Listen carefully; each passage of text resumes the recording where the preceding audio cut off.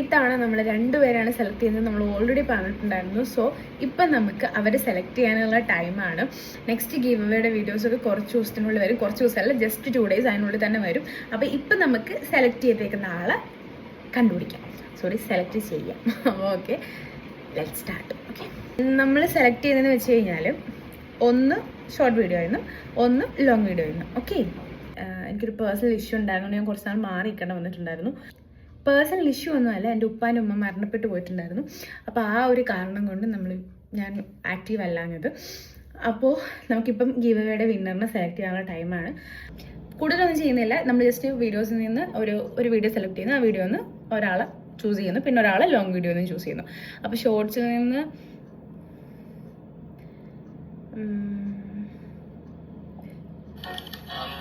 ഇതാണ് ഞാൻ സെലക്ട് ചെയ്ത വീഡിയോ.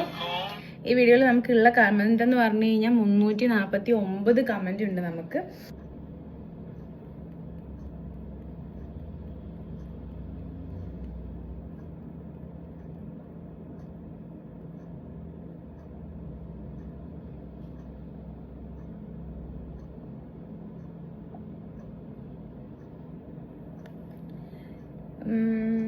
കമൻറ്റ് ചെയ്തേക്കുന്ന ആള് ഷെഹന ഷെറിൻ എന്ന് പറഞ്ഞിട്ടുള്ള അക്കൗണ്ടാണ് കേട്ടോ. ആള് നമ്മുടെ ഒരു ടോപ്പ് കമൻറ്ററാണ്. ലോങ് വീഡിയോ ആകെ ഒരെണ്ണേ നമ്മൾ ഇട്ടിട്ടുണ്ടായിരുന്നുള്ളൂ.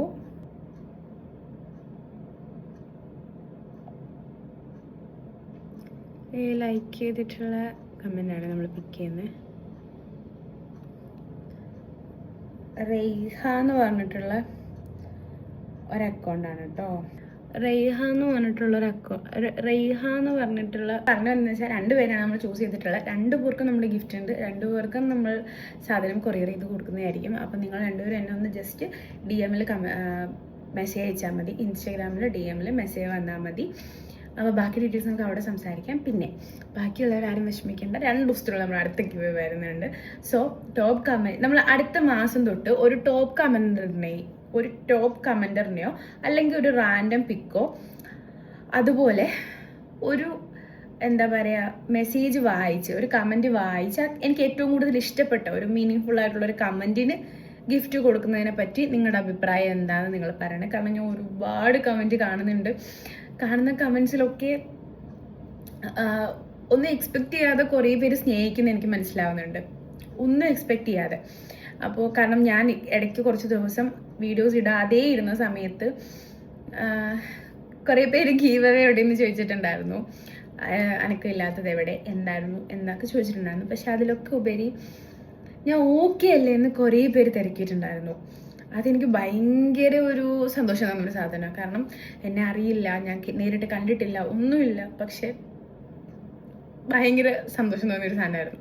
അപ്പോൾ അതുകൊണ്ട് ഞാൻ പറയാണ്, എനിക്ക് കമൻസ് അല്ലെങ്കിൽ എനിക്ക് ഭയങ്കര ഇഷ്ടം തോന്നിയിട്ടുള്ള കുറേ കമൻസ് ഉണ്ട്. കുറേ കമൻസ് ഒക്കെ വായിക്കുമ്പോൾ എനിക്ക് ഭയങ്കര സന്തോഷം തോന്നിയിട്ടുണ്ട്. അങ്ങനെ വായിച്ചിട്ട് ഒരു കമൻറ്റ് പിക്ക് ചെയ്യുന്നതിനെ പറ്റി നിങ്ങളുടെ അഭിപ്രായം എന്താണെന്ന് പറയാൻ മറക്കരുത്. അപ്പോൾ ഇന്നത്രേ ഉള്ളൂ. ബാക്കി നാളെ ഇൻഷാ അല്ലാഹ്.